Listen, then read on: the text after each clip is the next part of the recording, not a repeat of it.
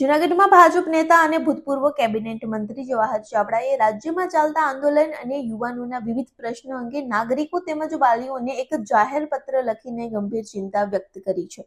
તેમણે પોતાના પત્રમાં સ્પષ્ટ જણાવ્યું છે કે છેલ્લા 1 વર્ષથી તેઓ યુવાનોની વચ્ચે સતત જઈ રહ્યા છે અને બેરોજગારી, શિક્ષણ ક્ષેત્રની જે વિકટ સમસ્યાઓ છે, વારંવાર બનતી પેપર લીકની ઘટનાઓ છે અને વિવિધ વિદ્યાર્થીઓ સાથે અન્યાય થઈ રહ્યો છે તેને ખૂબ જ નજીકથી જોઈ રહ્યા છે. મહાત્મા ગાંધીના ગુજરાતમાં વિદ્યાર્થીઓએ વારંવાર અન્યાય સહન કરવો પડી રહ્યો છે તે અત્યંત દુઃખદ બાબત છે. આ ગંભીર અને સંવેદનશીલ સમસ્યાને કાયમી ઉકેલ માટે યોગ્ય પરામર્શ માટે તેમણે રાજ્યના મુખ્યમંત્રી શ્રી પાસે રૂબરૂ મુલાકાત માટે સમય માંગ્યો છે અને હાલ તેઓ મુખ્યમંત્રી શ્રીના હકારાત્મક પ્રતિભાવની રાહ જોઈ રહ્યા છે.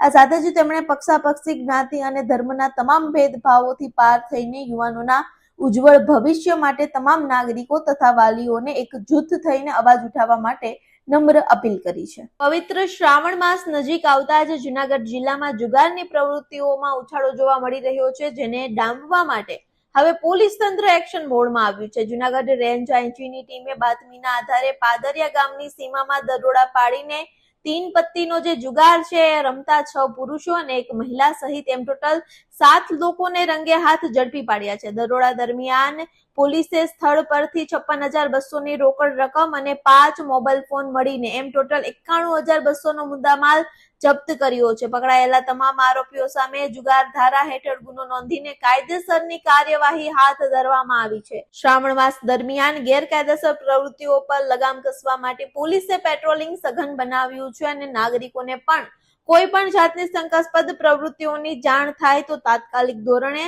100 નંબર ઉપર કોલ કરવા માટે અપીલ કરી છે.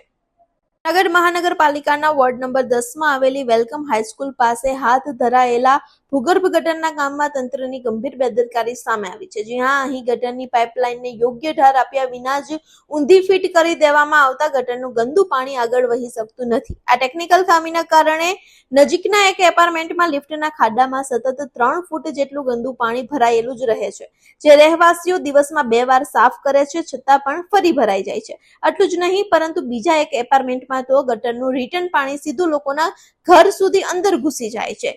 ગંદા પાણીના ભરાવાના કારણે વિસ્તારમાં મચ્છરોનો ઉદ્ભવ અને ભયાનક રોગચાળો ફેલાવાનો ખતરો ઉભો થતા જ સ્થાનિક રહીશોનો આરોગ્ય સામે મોટું જોખમ સર્જાયું છે. લોકોના ટેક્સના નાણાંથી થતા આવા અધૂરા અને લોકશાહી વગરના કામો સામે સવાલ ઉઠાવતા સ્થાનિકોએ પૂછ્યું છે કે વોર્ડના કોર્પોરેટરો અને જવાબદાર ઇજનેરો ક્યારે જાગશે.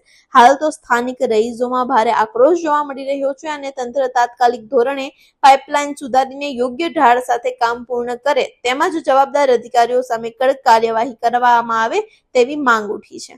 જૂનાગઢ મહાનગરપાલિકાના વોર્ડ નંબર 3 માં ચૂંટણીનો જંગ જામ્યો છે, જ્યાં આમ આદમી પાર્ટી દ્વારા પ્રચાર અને પ્રસાર તેજ બનાવી દેવામાં આવ્યો છે. આ બેઠક પર તાજેતરમાં આમ આદમી પાર્ટીના ઉમેદવાર મહેમૂદભાઈ પંજા દ્વારા કાર્યકરો સાથે ઘરે ઘરે જઈને સઘન જનસંપર્ક અને પ્રચાર ઝુંબેશ ચલાવવામાં આવી રહી છે. નોંધનીય છે કે આગામી 28 જુલાઈના રોજ 12 વર્ષના લાંબા અંતરાલ બાદ આ વોર્ડમાં મતદાન પ્રક્રિયા હાથ ધરવામાં આવશે. મતદાન બાદ તારીખ 30 જુલાઈના રોજ મતગણતરી હાથ ધરાશે, જેમાં આ વોર્ડમાં કઈ પાર્ટીનો દબદબો સર્જાય છે તેનું હવે આ જૂનાગઢ મહાનગરપાલિકા ખાતે નમસ્તે દિવસની ઉજવણીના ભાગરૂપે ગટર અને મશીન હોલની સફાઈ કામગીરી સાથે સંકળાયેલા સફાઈ કર્મચારીઓ માટે વિશેષ તાલીમ, આયુષ્માન કાર્ડ અને પીપીઈ કીટનું વિતરણ કાર્યક્રમ યોજાયો હતો. મેયર ધર્મેશ પોશિયાના અધ્યક્ષ સ્થાને યોજાયેલા કાર્યક્રમમાં સફાઈ કામદારોને સલામતીના સાધનો અને આધુનિક યાંત્રિક મશીનો મારફતે કામગીરી કરવા અંગે વિસ્તૃત સમજણ અને તાલીમ આપવામાં આવી હતી.